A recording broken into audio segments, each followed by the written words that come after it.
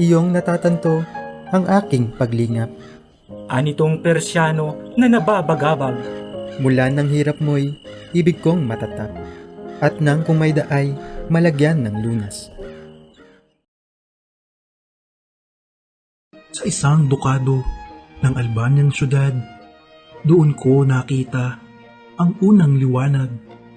Yaring katauhay, utang kong tinanggap.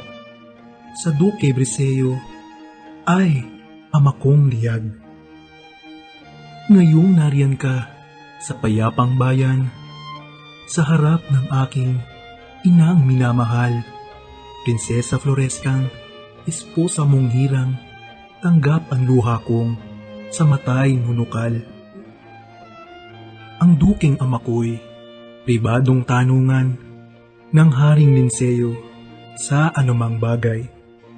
Pangalawang puno sa sangkaharian, hilaga ang tungo ng suyo ng bayan.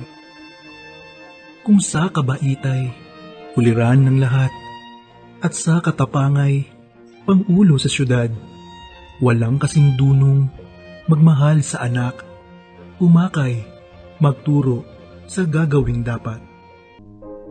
Buong kamusmusay, di nasasalitin, walang may halagang nangyari sa akin, kundi ng sanggulpay, kusang daragitin ng isang buitreng ibong sadyang sakim. Isang araw namang bagong lumalakad, nooy naglalaro sa gitna ng salas. May nasok na arkot, biglang sinambilat, kupidong diamanteng sa dibdib ko ihiyas. Nang tumungtong ako sa 9 na taon, palaging gawa ko'y mag-aliw sa burol.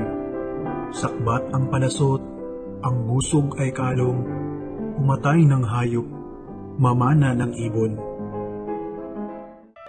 Pag-ibig anaki, aking nakilala, di dapat palakhin ang bata sa saya, at sa katuwa ay kapag namihasa, kung lumaki walang hihinting ginhawa.